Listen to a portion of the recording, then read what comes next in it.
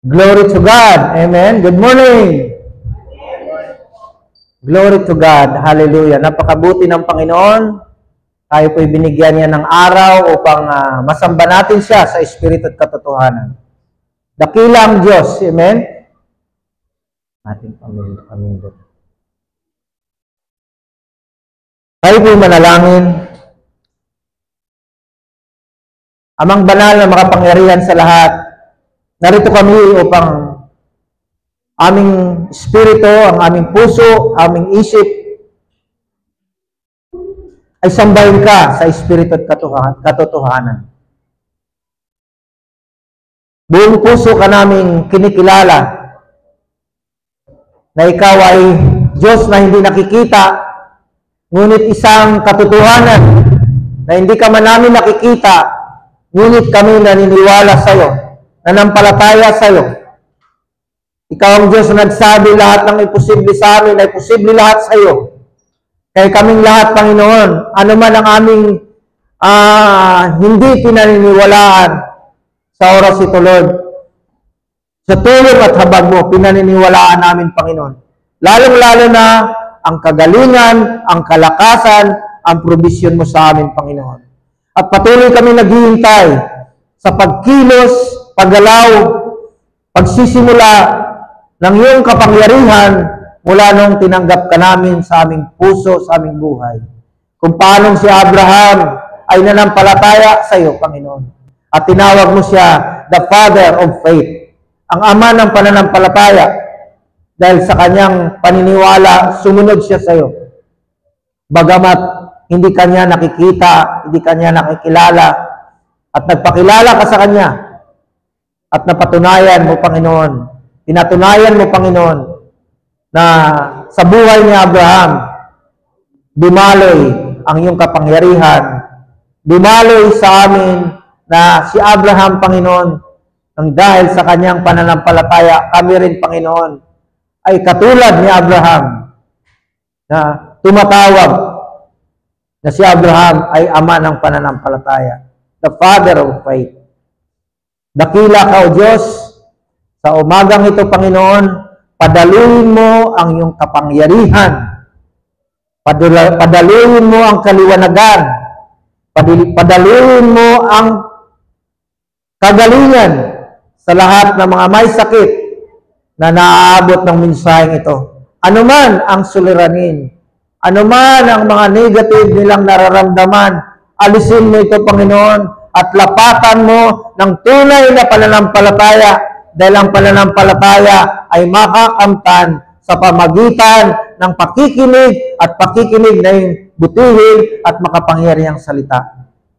Kaya, Holy Spirit, ikaw ang aming interpreter. Ikaw ang aming guro. Kaya, right now, Lord, padaluhin mo ang espiritu ng kaunawaan sa lahat ng naaabot ng mensaheng ito. Amen, Lord, ang lahat ng mga may sakit, mga may taning, Panginoon, ang mga lumalapit sa albularyo, bagamat hindi gumagaling, hayaan mo, Lord. Pagalingin mo lahat, Panginoon, even our finances, Lord, na patuloy na kami umaasa na ikaw ang aming supply. Our eyes are upon you, Jesus. You are our source, O God. Kaya salamat sa katotohanan ito. Sa pangalan ni Jesus. Amen. Bigyan natin ng malakas na palakpak ang Panginoon.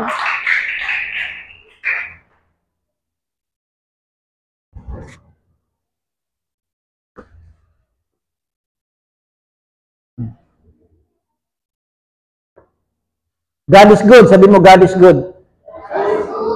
Kapag lagi natin sinasabi God is good, nagiging good yung buhay natin. Pero sa kapaligiran, sabi ng Diablo, bad ang buhay natin. May mga failures tayo. Pero God is good. Sabi natin, God is good. God is good. Sa German, God is good. Ang good is good. Amen? God is good. Ngayon sa umagang ito ay titingnan po natin ang mensaheng itong napakaganda po ng mensaheng ito. Maaaring makuha natin ito ng part 2. Sabi natin, the seed, binhi, ang binhi. Amen? Aralin natin po ang binhi. Sabi po rito sa Genesis 3:15, "And I will put enmity between you and the woman," God said. Kausap niya yung snake, yung ahas, na tumutukso doon sa babae, kay Eve. At ito ang sabi ng Panginoon, "I will put enmity between you and the woman, and between your offspring and hers. He will crush your head, and you will strike his heel." Amen? Sa buhay ni Jesus, yung seed ng woman at manggagaling sa kanya, na ang seed na yan, siya yung dudurog sa ulo ni Satanas. Bago mo raw mapatay yung ahas, kailangan dudurugin mo siya sa ulo. Pukpukin mo siya sa ulo. Yung tatay ko minsan, tinuklaw ng ahas, sinalo ng pusa. Yung pusa yung nakagat. Patay yung pusa. Tapos tinabak ng tatay ko yung ahas. Putol yung ahas, pero tuloy-tuloy na tumatakbo. Naiwan yung katawan, pero yung ulo tuloy-tuloy na tumatakbo. Kaya hanggat hindi napukol, hindi na batukan ng ulo yung ahas, hindi siya mamamatay. Kasi Satanas, ahas. Amen? Ang sumisira sa kanya ay yung si Jesus naroon sa krus, yung kanyang mga sugat, yung kanyang, yung tinatawag diyan, yung kanyang paa, na akala ni Satanas tagumpay na siya, naroon sa, nagkaroon niyang tinatawag na pinako ang kanyang mga paa. Akala mo, hindi na siya makagalaw. Pero hindi niya alam na ang kamatayan ng Panginoong Hesus, siya yung dudurog sa ulo ni Satanas. Amen? Siya yung dudurog, sira, wasak, ang dyablo sa buhay, sa kamatayan ng Panginoong Hesus. Ang tanong, bakit hanggang ngayon nandiyan pa rin si Satanas kung natalo na si Satanas? Tandaan niyo po, kung ano yung pinaniniwalaan natin mangyayari. Pag naniniwala tayo na si Satanas ay wala nang puwang sa ating buhay at hindi na po mangyayari. Amen? Tulad na naramdaman mo, may sakit ka, hindi mo pinaniniwalaan. Sinasabi mo na ikaw magaling na sa kamatayan ng Panginoon sa krus ng Kalbaryo. Lagi mong iniisip na magaling ka na at yun po ang nangyayari. Sa financial, laging sinasabi ng dyablo sa atin na tayo mahirap lang at walang pera. Like ganito, nagkaroon tayo ng problema sa pera. Pag lalo natin pinaniniwala na tayo masagana, maunlad sa isipan natin, anuman ang dagok ng financial sitwasyon natin, hindi po yan tatalab sa atin. Amen? Yung sinasabi, what the devil meant it for bad, God meant it for good. Amen ba? Tuloy natin. Hallelujah. Napakaganda ng mensahe ito. A parable of the sower. The parable of the sower. Alam niyo po yung parable, kaya nagbibigay ng Diyos ng parable, dahil ang parable, ang ibig sabihin niyan, literal, meaning mayroong literal na paliwanag at mayroong spiritual na paliwanag. Kaya nagbibigay siya ng parable. Na minsan, binagbigay siya ng parable para tayo ang umintindi kung anong ibig sabihin ng parable. Amen? Sabi niya rito sa Mark 4, 1-8, "And Jesus began to teach by the lake. The crowd that gathered around him was so large that he got into a boat, and sat in it out on the lake, while all the people were along the shore at the water edge." Amen? Sa sobrang daming nakikinig doon sa dalampasigan, siya sumakay ng bangka. Makinig po mabuti ang mga viewers natin. Kung gusto po nating dalawin o puntahan ang panahon ni Jesus doon sa Old Testament, sa New Testament, basahin daw natin yung Biblia. Kapag binabasa natin ang Biblia, tayo po ay naroon sa kapanahonan ng Panginoon. Kung ikaw ay naroon sa kapanahonan, doon sa mga nakikinig sa kapanahon ni Jesus, mayroon kang pangangailangan, ang Diyos ay nagpapagaling. Sa panahon natin ngayon, kung tayo narito, at nakikinig ng salita ng Diyos, si Jesus naman ang pinapapunta natin sa ating lugar. Amen? If you want to see or experience Jesus in the Old Testament, in the New Testament, read the Bible. Amen? Dahil ang Biblia, wala po siyang panahon.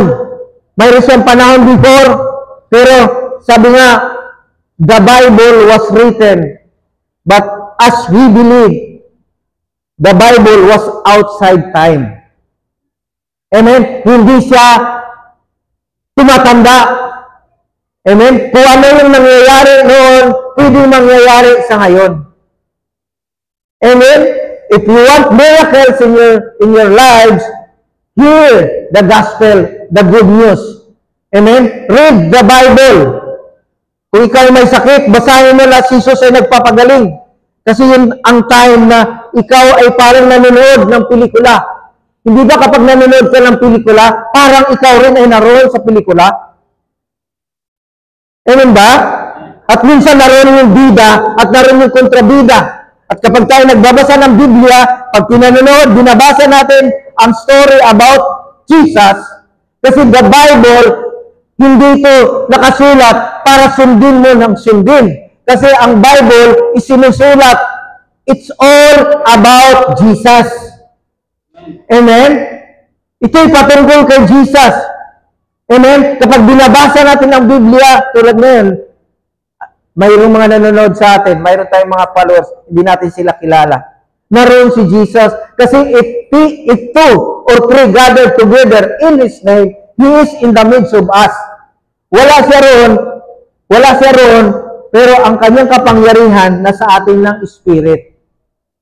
Amen? Tandaan niyo po yan, ha? Kaya sabi niya, I will never leave you nor forsake you. Amen? The Holy Spirit dwells in us. We are now the temple of the Holy Spirit. Hallelujah. Kaya sabi niya rito, with all the people along the shore at the water edge, tuloy natin, He taught them many things by parables. The literal meaning of the parables and the spiritual application of the parables. Lagi nating tandaan, yan ang purpose ng parables. And his teaching said, ang katuruan ni Jesus, ito ang sinasabi, listen, a farmer went out to sow his seed. Pakinig kayo, ang isang magsasaka ay nagtatanim ng binhi. Amen? Tingnan niyo po, sa buong Pilipinas, there are 1 million to 2 million farmers. Yung mga 1 million to 2 million farmers, yun po ang nagtatanim ng mga pananim upang tayo makakain dito sa Maynila, sa Mindanao, sa Cebu, sa Bicol. Amen? Hindi na natin kilala yan. Pero sila ay inudyok o inilid ng Panginoon na magiging farmer. Dahil without the farmer, wala po tayong ani. Wala po tayong pagkain. Amen ba? Yung mga lugar ng Dubai, walang mga farmer doon, pero sila ay namimili ng pagkain. Ang mga lugar sa Saudi Arabia, wala silang lupain na mapagtaniman. Ang kanilang produkto ay langis, pero sila ay namimili ng mga pagkain na iniimbak sa bodega. Kaya napakahalaga ng farmer. Amen? A farmer went out to sow his seed. As he was scattering the seed, some fell along the path, and the birds came and ate it up. Tingnan niyo po, nagtatanim siya ng binhi, pero dumating ang ibon. Amen? Kinain ang kanyang tinatanim. Tingnan niyo po yan, ha? Ang pagkakasulat na ito ay before the cross. Hindi pa namatay si Jesus at si Jesus mismo ang nagkukwento dito. Ibig sabihin ang pinapakita dito under the law. Amen? Under the law, under the commandments of Moses na to be good, to become prosperous, kailang susunod ka sa Diyos na mayroong tunay na pananampalataya. Amen? Kapag hindi ka sumunod, nagkasala ka, ikaw ay susumpahin, ikaw ay parurusahan under the law. Kaya dito, ang pangyayari ito, under the law. Narito pinapakita ang pagiging mahirap na magiging farmer. Dito pinapakita kasi tingnan niyo po, nagtatanim ka nga, pero kinukuha. kinakain. Amen? Kinakain ng ibon ang kanyang tinatanim. Pangalawa, sabi niya, some fell on rocky places where it did not have much soil. It sprang up quickly because the soil was shallow. Napakababaw lang ng lupain at mayroong batuhan na tanim niya ang binhi sa lugar na yan. Sabi niya, mababa lang ang kanyang lupain na hindi makakapit ang binhi sa kanyang tinatanim, sa kanyang pagtatanim. Sprang up quickly because the soil was shallow. Amen? Sa pangyayari niyan, kailangan pala ang lupa ay mataba, malalim. Amen? Maaaring ito nagtatanim siya sa mga bundok. Hindi siya nagtatanim sa patag. Kasi kapag ikaw ay nagtatanim ng mga pananim sa patag, lilinisin mo yung kapatagan. Alisin mo yung mga bato. Amen ba? Lilinisin mo yung mga hadlang sa pagtatanim. Dito maaaring doon sa Cebu, bulubundukin. Ang tinatanim natin doon, mais. Walang palay sa Cebu dahil marami doon bulubundukin, mga batuhan. Pero doon sa mga batuhan, maraming lupain na nilalagyan ng mais. Kaya ang pagkain sa Cebu, mais.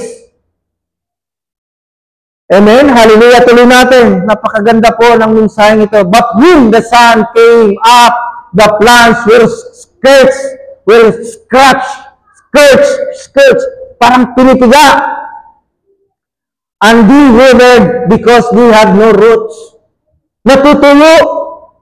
Ipinapakita ang kahirapan sa pagtatanim to become a farmer.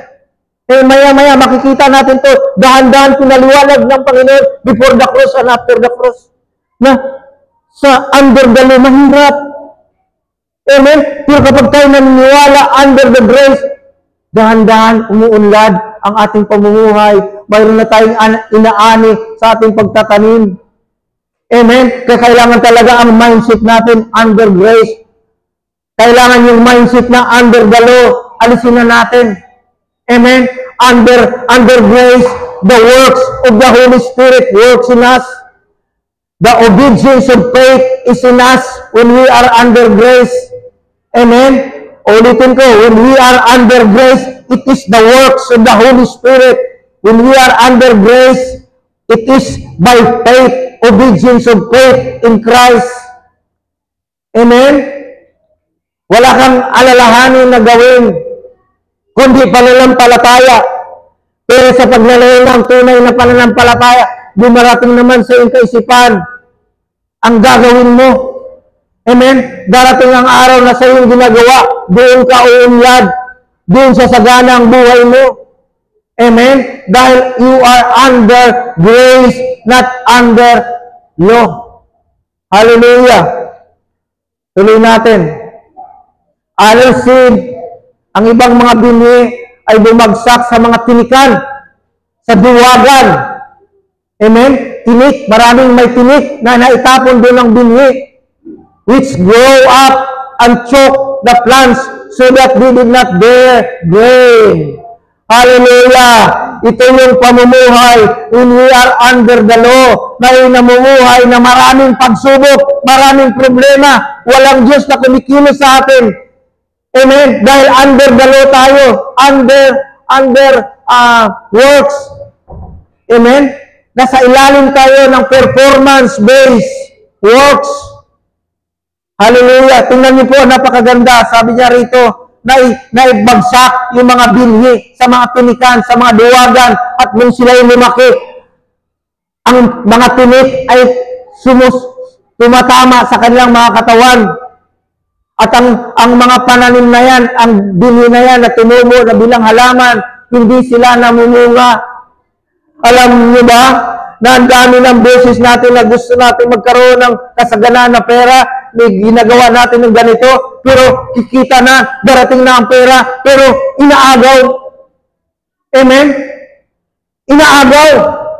Ako ilang beses, pero hindi ako hindi ako nanghihina. Kasi ang sikreto dyan, tuloy-tuloy lang. Amen? Tuloy-tuloy lang ang ating buhay. Ano man ang nakikita nating sitwasyon na para bagang hindi umaangat ang ating ginagawa, lagi mayroon sa gabal. Darating din ang araw na mararanasan natin, maya-maya makikita natin. Pero ito po ang nangyayari sa buhay ng isang magsasaka, na parang tayo ay magsasaka din. Amen? Still other seed fell on good soil. Ito naman. Ibig sabihin, mayroong matabang lupa, mayroong batuan na lupa, mayroon namang ibon na nangunguha ng kanyang pananim. Pero sabi rito, ang sumasagana lang, ito yung maayos na lupa, good soil. Di ba? Pinipili. Pinipili ang binhi na doon nilagay. Ay minsan din natin alam kung saan natin ilalagay yung binhi. Di ba? Sa buhay natin, dati na ako, maglagay ko dito, maglagay ko dito. Pero sabi niya rito, it came up, grow, and produce a crop, some multiplying 30, some 60, some 100 times. Namumunga dahil ang kondisyon, matabang lupa. Ibig sabihin, kung ang Diyos ang nagbibigay ng kasaganan, pinipili lang niya sa ating kung sino kung mataba ang lupa mo. Uunlad ka kasi ang puso mo malinis, mataba. Paano naman kami? Amen? Paano naman kami? Ang Diyos namimili? Ay pare-pareho naman tayong kumikilala sa Diyos. Hallelujah. Napakaganda po ng mensahe ito. Glory to God. Hallelujah. Inuman na tayo.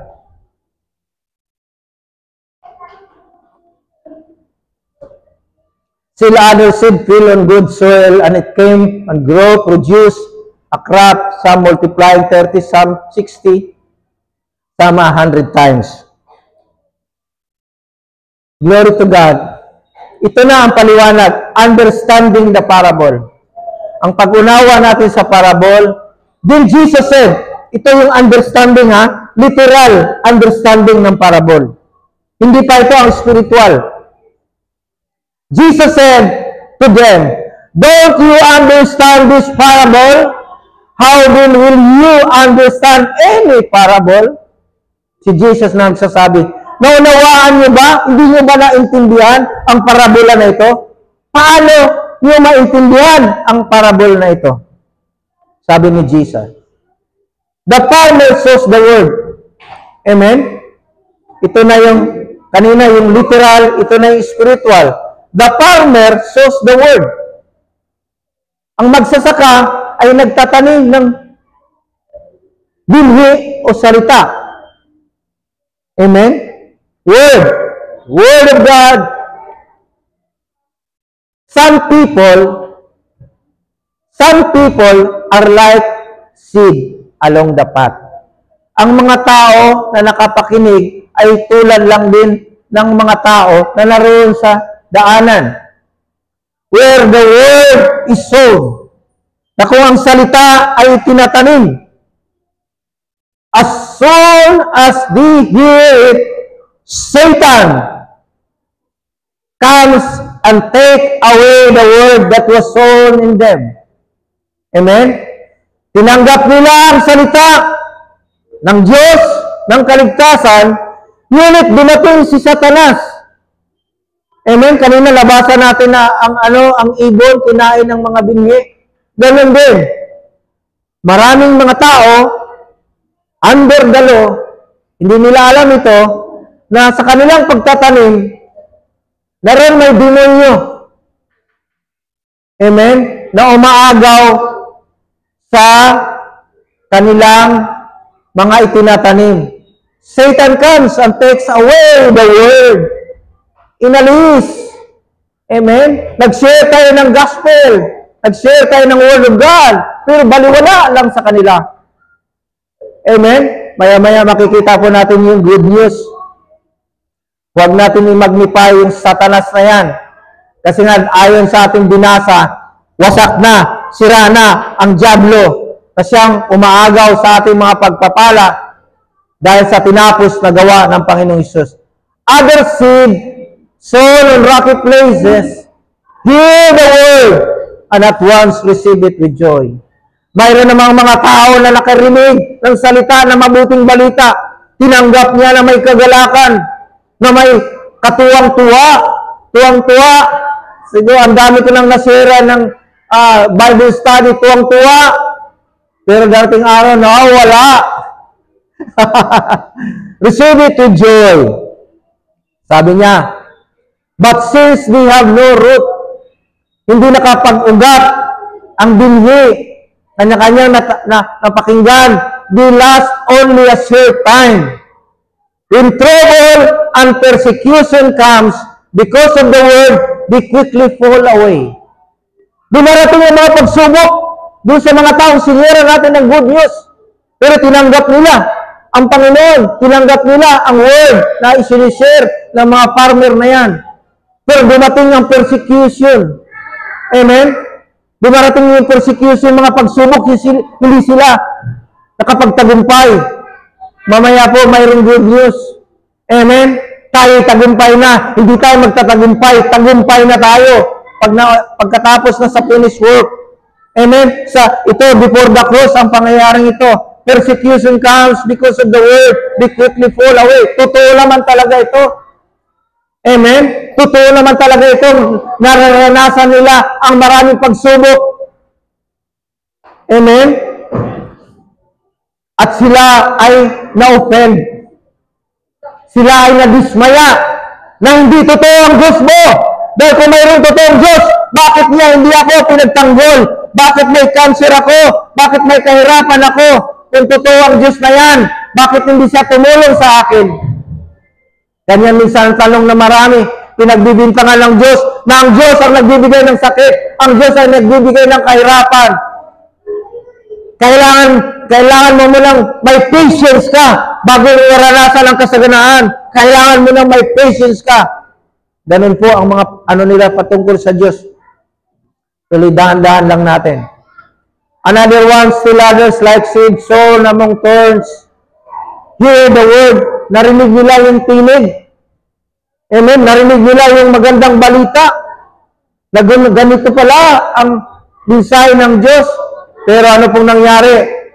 But the worries of this life, the deceitfulness of wealth, the deceitfulness of riches, and the desires for other things come in and choke the word and making it unfruitful.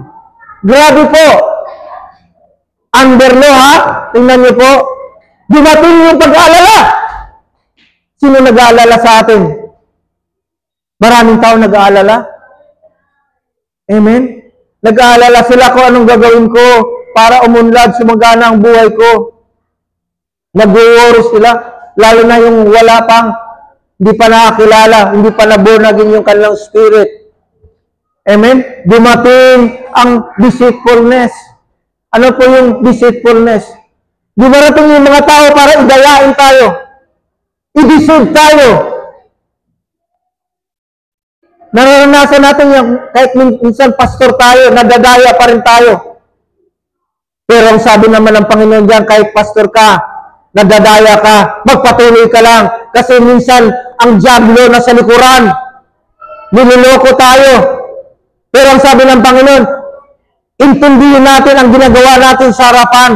Ako na, ang Panginoon ang bahala sa ating likuran. Mga bagay na hindi natin nakikita, Diyos na ang bahala. Amen? Ninakawan man tayo ng diablo, ibabalik ng Panginoon yan. Kapag naunawaan natin ito. Tandaan niyo po yan. Kasi sa atin walang talo. Amen? Deceitfulness of riches, ang sabi ng translation, wealth ang nakalagay yan. At ang sabi niya, desire. Desire for other things. Amen? Gusto nila magkamkam ng marami. Gusto nila magkamkam ng marami. Mga politiko, eleksyon. Kaya bago mag-eleksyon, ang daming scam. Kasi yung mga tauhan ng politiko magagaling gumawa ng sistema, nag-isip sila ng fundraising. Para kapag nakuha sila ng pang-scam, isusuporta nila doon. Amen? Kaya sa panahon ito, bago mag-eleksyon, napakaraming scam. Sabi ng Panginoon, sabi niya, desire for other things, come in and choke the word, making it unfruitful. Gusto talaga na tayo hindi mamumunga. Amen? Sa mga may sakit, gusto niya magkasakit ka para hindi ka mamumuna. Lahat na ng pera nakalagay, nakatago sa bangko, ilalabas mo. Lalo na kapag mayroon kang sakit ng cancer at dialysis. Nakakaawa. Amen? Yung isang kaibigan ko, nagda-dialysis siya. Almost 4 million na ang naubos ng pera niya. Kasi dialysis. Pero tinanggap niya yung Panginoon, nagkaroon siya ng kapayapaan. Kasi ang Panginoon lang talaga ang prinsipe ng kapayapaan.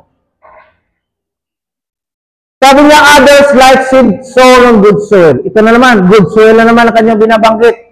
Hear the word, accept it, and produce a crop, some 30, some 60, some 100 times what was sown. Higit, tumatanggap, kasi nga good soil siya eh. Amen? Kaya maaaring tanongin natin, paano ba ako magiging good soil yung puso ko? Hindi ba yan isang katanungan eh? Kaya mga teaching ng how to prosper sina John Caleb, mga nangangaral ng prosperity sa YouTube, ito gawin mo, maglagay ka ng asin. Naglagay ka ng ganito sa bahay mo para mawala yung mga negative vibes diyan sa bahay mo. Yung mga negative sa bahay mo, maglagay ka ng asin. Sisip-sipin ng asin lahat ng mga negative energy sa loob ng bahay mo. Marami silang pamamaraan. Pero hindi naman biblical. Tayo, kung ano yung pananampalataya natin kay Jesus, yun lang posible at 100% na totoo. 100 times that was sown. Tuloy na natin. Sasagutin na natin yung sinasabi ng Biblia. Ano ba talaga ang susi? Sabi niya rito, the parable of the growing seed. Ito talaga ang kanyang paliwanag na walang pag-alinlangan. Ito yung paliwanag na pwede nating tingnan na ito talaga. Amen? Ano sabi niya? The parable of the growing seed. Ang sabi niya dyan, he also said, this is what the kingdom of God is like. Ibig sabihin, ang tinutukoy niya sa kanyang paliliwanag about the seed, it's about the kingdom of God. Amen? Tulad natin ngayon, mayroon tayong church. We are inside the kingdom of God. We are sharing the good news to expand the kingdom of God. But when we believe that we are inside the kingdom of God, the King, Jesus, is the one who will provide us of all our needs. Amen? Tandaan niyo po yan. Kung tayo nakakilala kay Jesus, nabulag din yung spirit natin, tayo po ay nasa loob na ng kingdom, never kayo mag-alala. Amen? Tayo. Never kayo mag-alala. Kasi the King, the work of the King is to look for the need of these people inside the kingdom. Yun ang trabaho ng hari. Kaya sabi niya, this is what the kingdom of God is like. A man scatters seed on the ground. May isang tao na nagtatanim sa kanyang mga lupain. At ang sabi niya, night and day, gabi at araw, kahit siya'y natutulog, siya'y bumabangon sa umaga, hindi na niya trabaho o intindihin, hindi niya na dapat intindihin ang kanyang tinanim. Tama? Amen ba? Kasi sabi niya, dahil ang binhi ay mayroong kakayanan na mabuhay kapag siya'y naitanim. Ang nagbibigay ng buhay sa binhi, hindi yung binhi. Ang nagbibigay ng buhay sa binhi para sa mabuhay ay ang lupa. Amen? Yung lupa na tinaniman ng binhi. Siyang dahilan kung bakit nabubuhay ang binhi. Kaya kahit marami kang binhi, hindi mo naman itinatanim, hindi yan dadami. Amen? Namamatay yan ang binhi. Pero kapag nakatago, tulad ng munggo, tulad ng mais, pag tinatago mo, the more na tumatanda, buhay yan. Pag inilagay mo sa lupa yan, nabubuhay yan, dumadami. Sabi niya, night and day, he sleeps or gets up, the seed sprouts and grows, though he does not know how.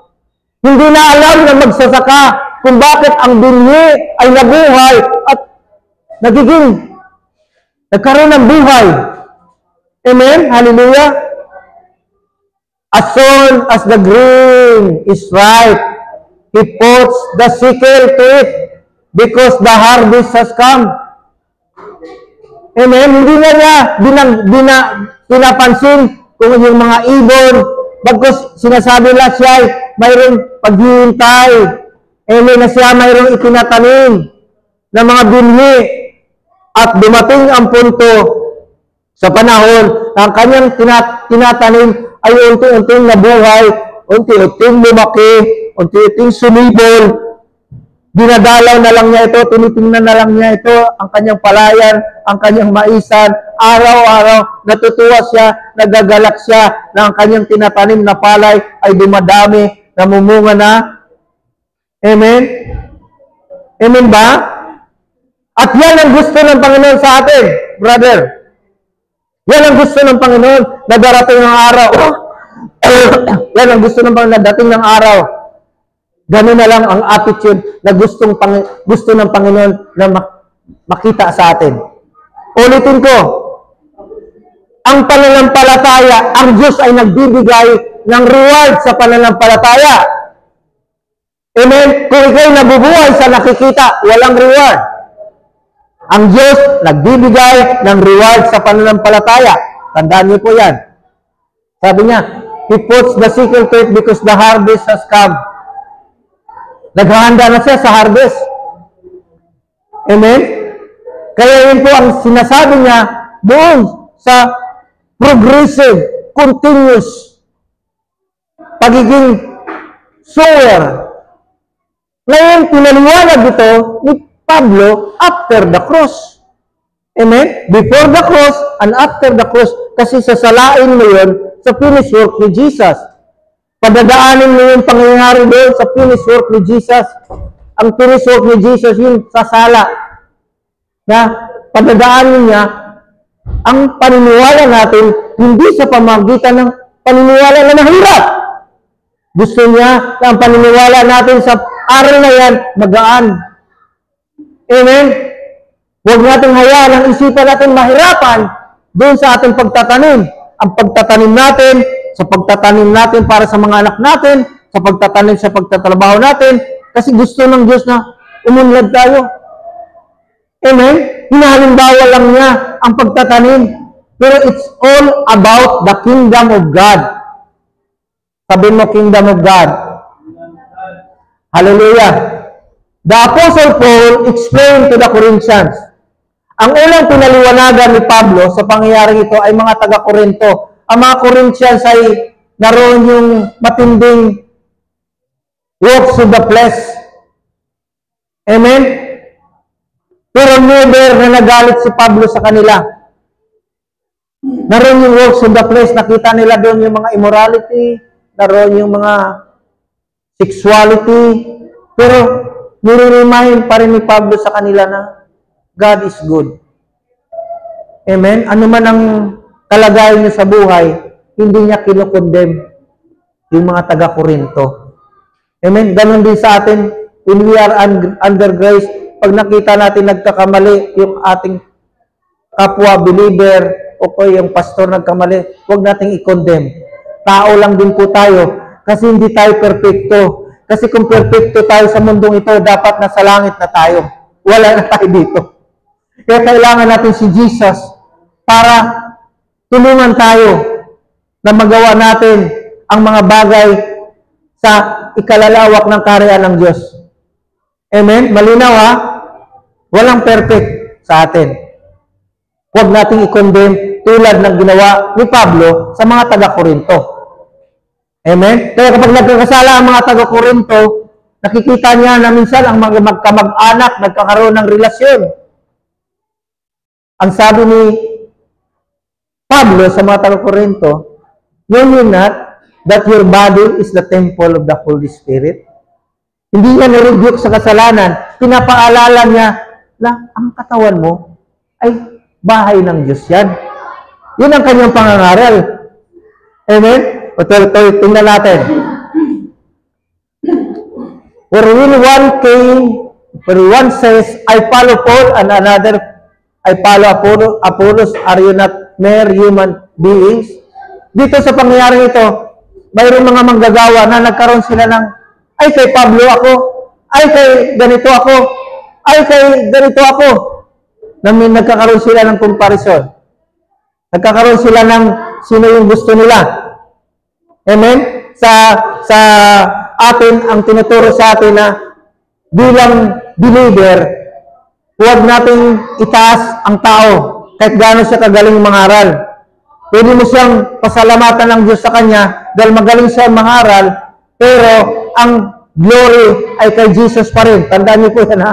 Lagi tayong nakatingin kay Jesus doon sa mga taong magaling mangaral. Pero sa atin, sa tagal na natin sa Panginoon, hindi na tayo nakatingin kung magaling mangaral o hindi. Ang mahalaga sa atin, kung sino mga pastor ng aral, kung ano yung mensahe.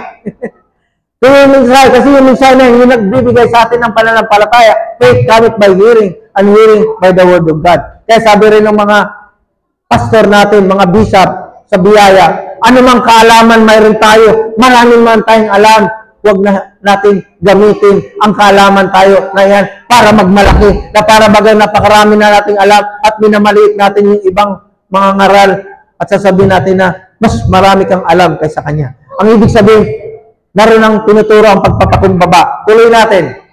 Hallelujah! What after all is Apollos? And what is Paul? Only servants through whom you came to believe, as the Lord has assigned to each his task. Ibig sabihin, pare-pareho lang kayong mga lingkod ng Panginoon at ang bawat isa sa atin ay mayroon po tayong tinatawag na assignment. Amen? Ang assignment ni Pastor Dio ay pangangaral ng salita ng Diyos every Sunday, pagba-Bible study. Amen? Ang assignment ni Pastor Mar, magtuturo rin dito at mangangaral din in times kung wala ako. Kasi ang dami ko na narating na Bicol, dami ko na napuntahan. Inilagay si Pastor Mar para gawin yung duty ko. Amen? Ganun din kayo. Mayroong assignment. Brother, sister, mayroon tayong assignment. Ito po ang pinakamaganda. Ang bawat tao may assignment sa pamamahay natin. Kaya tayo nagtatrabaho para may pagkain ng ating pamilya. Amen? Ang simbahan at pamilya ay isa. Huwag paghiwalayin. Kasi ang sabi nila, maglilingkod ka sa Diyos sa church. Kapag hindi ka naglilingkod, hindi ka na naglilingkod sa Diyos. Mali. Kung tayo naglilingkod sa pamamahay natin kay Lord, naglilingkod din tayo sa church, okay. Pero paano kung hindi ka naglilingkod sa church? Yung iba, hiniwalay. Ang sabi ng Panginoon, ano man ang gawin natin dito sa lupa, whatever we do here on earth, do it for the glory of God. Amen? Kahit nanay ka na naglalaba, nagtatrabaho, may reward ka sa langit. Kaya lang yung mga simbahan, pinaghiwalay, na kapag hindi ka nakapag-commit sa church, hindi ka na naglilingkod kay Lord. Hindi po ako agree doon. For me, ha? Amen? Paano na lang yung napakaraming tao, wala naman sa loob ng church? Hindi ba sila naglilingkod? Sino naglalagay ng pagmamahal sa puso ng ama para magtrabaho at musiman? Sino naglalagay ng pag-ibig sa puso ng nanay para mahalin at malakayin ang kanyang mga anak?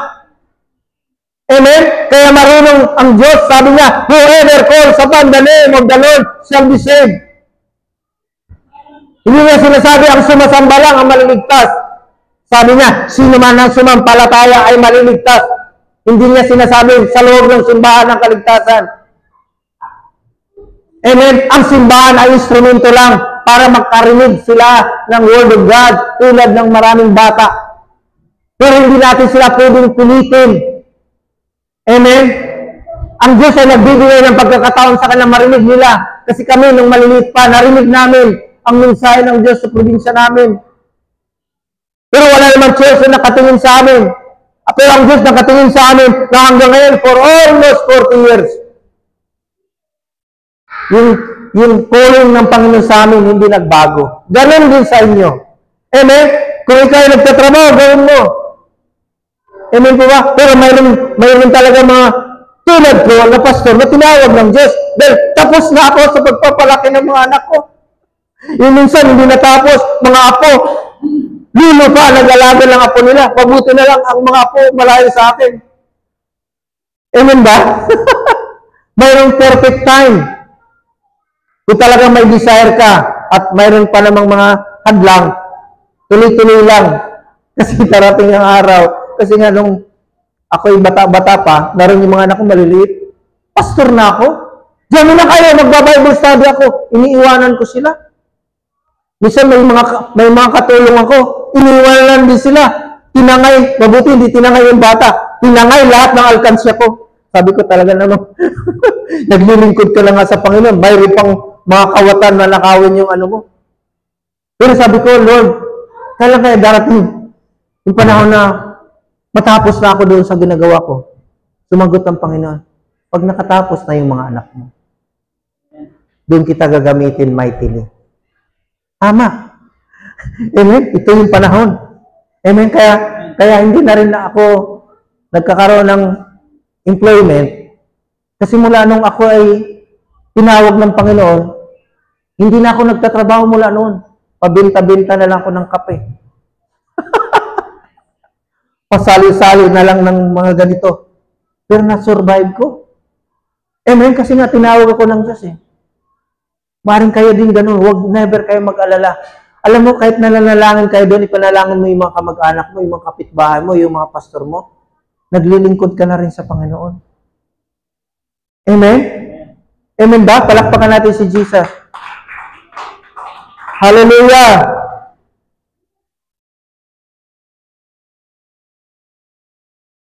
I planted the seed. Sabi ni Pablo, ako ay nagtanim ng binhi. Si Apollos ang nagdidilig. Ako ang nagtatanim ng binhi, si Mar ang nagdidilig. Si brother ang nagdidilig. Si Sister Ruth ang nagdidilig. Amen? Si Mambing ang nagdidilig. Kayo ngayon ay nakaupo, nakikinig. Ako ngayon ang nangangaral. Amen? Pero tingnan niyo po, napakarunong talaga ng Panginoon. I planted the seed, Apollos watered it, but God has been making it grow. Ang Diyos ang nagpapalago sa lahat ng ating ginagawa. Amen? Na-realize niyo po yan? Tingnan niyo po, basahin niyo po. Ang ganda pong verse na yan. I planted the seed, Apollos watered it, but God has been making it grow. Amen? Kung may asawang lalaki, babae na kumikita ng malaki, yung kita na yun para sa lahat. Kasi may mga asawang malaki ang kita, minamaliit na yung kapwa-asawa. Kaya nagkakaroon ng conflict. Hindi nila alam na ano mang tagumpay sa pamilya ng isa para sa lahat. Mayroong ibang mga asawa, minamaliit yung asawa kasi hindi kumikita sila kumikita ng malaki. Sa mga viewers, yun ay isang napakagandang aral sa atin ng Panginoon. Dahil ang Diyos ang nagbibigay ng tagumpay doon sa iyong asawa. Amen? Amen ba? Kahit nagtitinda ka ng manok dyan, kahit may kantin ka dyan, ang Diyos ang magbibigay ng paglago dyan. Pastor, wala pa. Hintayin mo lang. Magmadali. Kasi ang sabi ng Panginoon, ang pinakamagandang pagtatanim ay yung maliit. Ang maliit na buto ng mustasa, itinatanim. Pero nung siya'y nabuhay, tumubo ng malaki at napakaraming ibon ang naroon. Kasi nga sa puno na yan, naroon yung mga uod. Ang mga uod na yung pagkain ng ibon ay sumisimbolo rin sa atin. Mas magandang magsimula sa maliit na pagtatanim. Huwag magmadali. Kung magtanim ng marami, kung mayroon kang inani, itanim mo yung isa-isa, huwag kagad itanim lahat. Parang yung sa pagbibigay ng kahit sa ano pero binhi. Huwag mo kagad, huwag mong ibigay lahat. Magtabi ka ng pangtanim. Maglagay ka ng pangtanim. Kasi pag hindi ka nagtatabi na para sa iyong kahanap buhay, darating ang araw, wala ka ring aanihin kasi wala kang itinatanim. Ganon din sa ating paghanap buhay, magtabi ka ng pagtatanim sa gawain ng Panginoon. Para lahat ng iyong kabuhayan, mayroon kang aanihin. Amen? Tuloy natin. So neither the one who plants nor the one who waters is anything, but only God who makes things grow. Hallelujah. Only God makes things to grow. Amen? Ang Diyos lang daw ang nagbibigay para lumago yung halaman natin. Amen? Kaya kapag kami mga nagba-Bible study, kahit taxi driver, sinisira namin, hayaan ang Diyos. Amen? Doon sa Cebu, 12 years old ako, ang nag-share sa akin ay sugarol. Nagkakara-cruise kami. Sabi niya, kailangan maborn again ka. Para ka makapasok sa langit. Sabi ng sugarol, ng kalaro ko ng hantak ba? Hantak. Kailangan maborn again ka. Pero hindi naman niya napaliwanag. Pagdating doon sa school ko sa Manila High School, sabi ng kaklase ko, di ko makalimutan ang pangalan, Lisa Gay Santiago. Doon sa Cebu na kalaro ko, Raymond Ibardoni. Hindi nawala kasi yun naalala ko.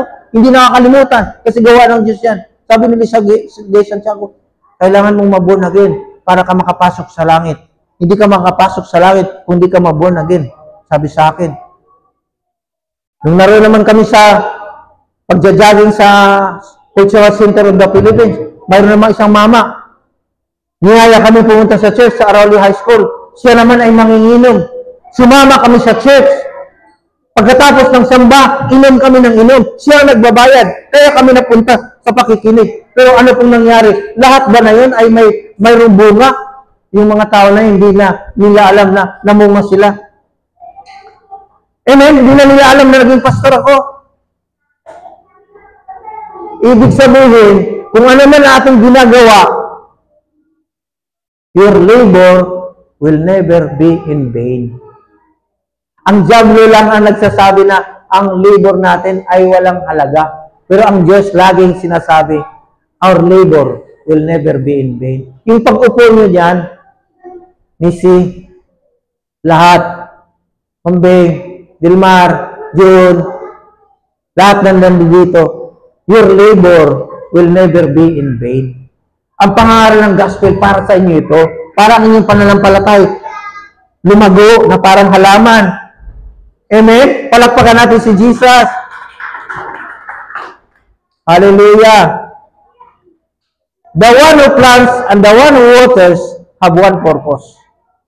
And they will each be rewarded according to their own labor. Sila ay tatanggap ng mga rewards ayon sa kanilang ginagawa. Amen?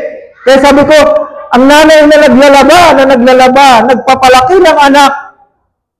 Pag natingnan nila 60 years old, malaki ng kanilang mga inanak, nalulungkot na yung mga nanay pagdating sa senior citizen. Kasi minsan nakakaawa, wala na silang pension, wala naman silang natatanggap. Pero hindi nila alam na ang Diyos ay nagbibigay ng reward sa kanila. It's a matter of believing, right believing. Amen? Huwag maingay yung patahimikan mo, James. James, patahimikan mo yung maiingay.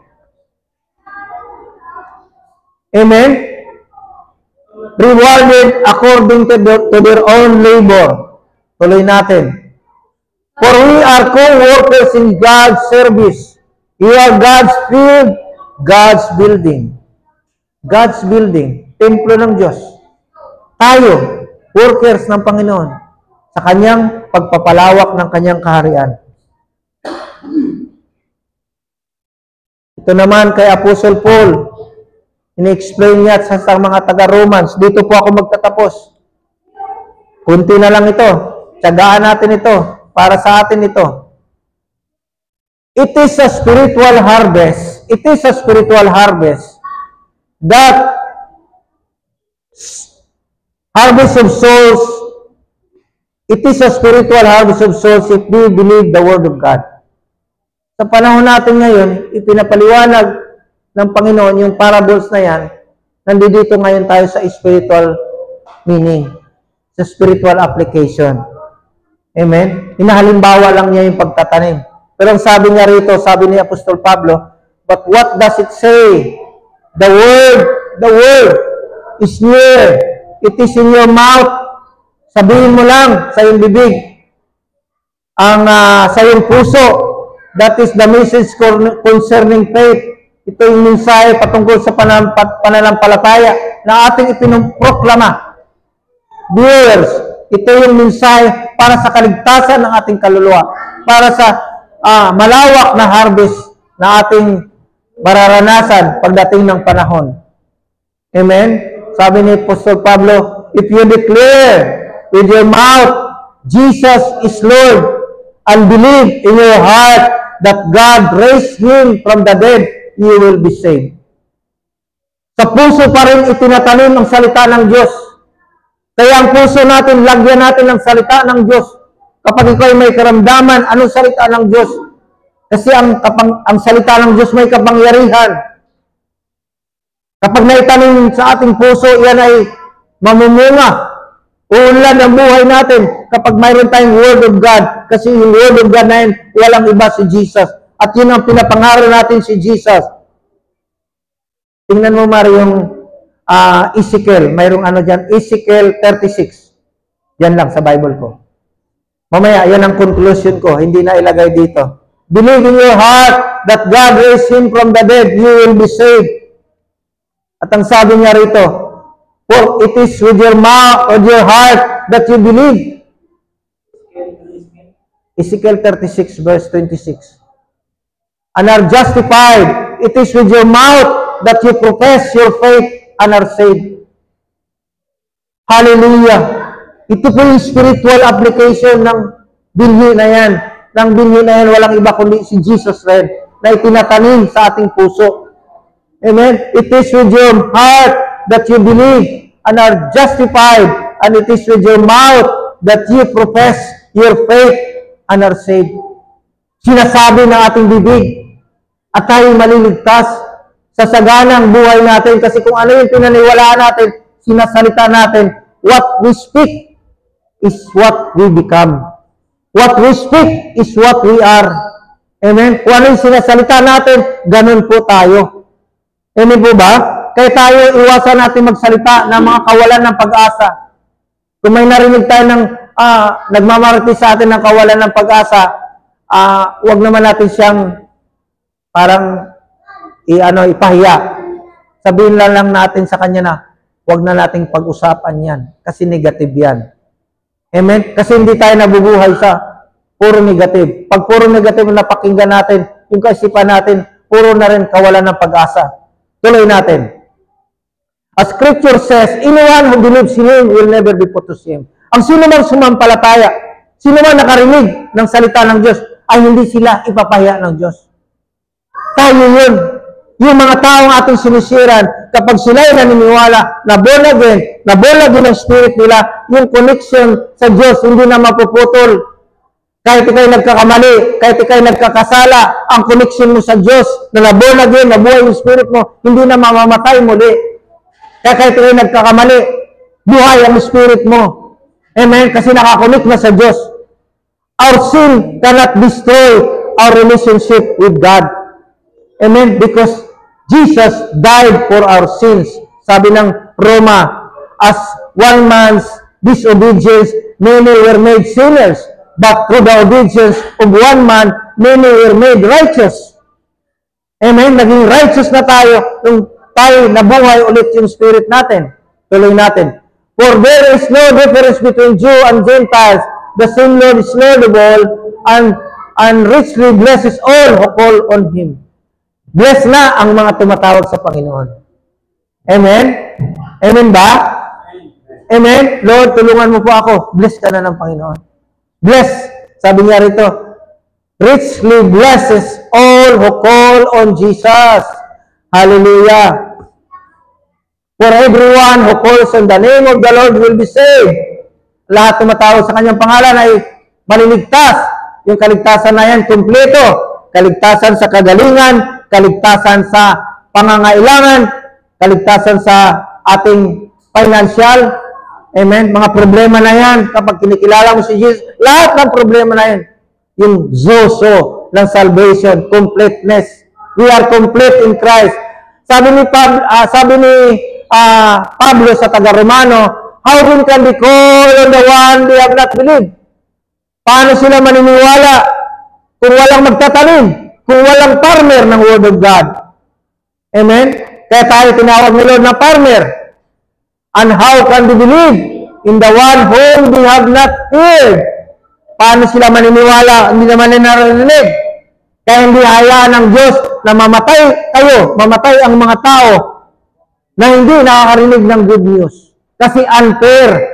Di ba? Pupunta ka sa langit, napunta ka sa kabila. Hindi, paano ko napunta sa kabila? Wala naman ako narinig na good news.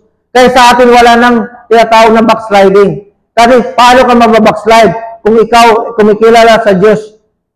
Amen? Ang mga backslider, hindi nila sigurado ang kaligtasan. Tayo, once we are saved, ligtas tayo sa Panginoon, wala na tayong paraan para hindi maligtas. Tuloy natin.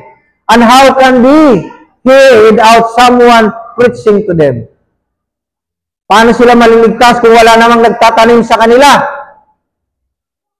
Hallelujah. And how can anyone preach unless they are sent?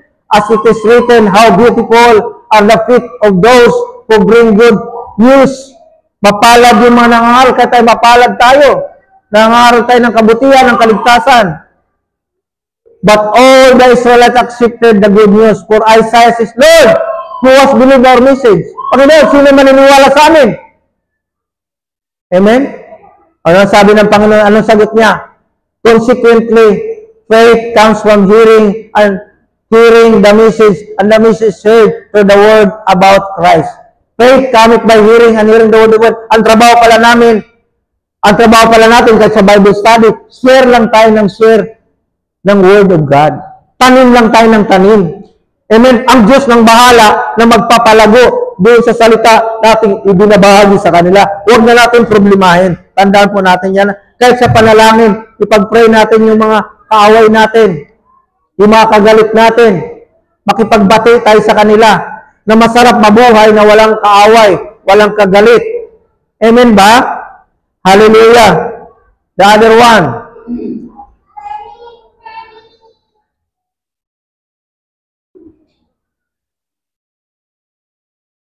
They did not hear, of course, they did not. Their voice has gone out into all the earth. Their words to the ends of the world. Tingnan niyo po.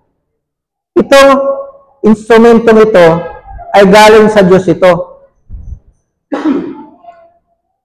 Okay lang. Kahit sa Africa, may nanonood 2. May nanonood sa Singapore 1. May nanonood na 5. Ibig sabihin sa pamamagitan ng mensahe ng Facebook Live, instrumento ito ng Diyos para makarinig ang marami. Amen? Sinong hingi po doon? Tayo nagtanim. Bahala ng Panginoon kung sino magdidilig. Amen? Bahala ng Panginoon kung sino magdidilig. May naintindihan po tayo? May natutunan po tayo sa umagang ito? Amen ba? Hallelujah. Hanggang doon lang po ako. Tayo po'y manalangin. Isama na natin ang Holy Communion. Mga bata, Damis, halika, kunin mo yung tinapay. Tunay na napakabuti ng Panginoon sa ating mga buhay. God is good.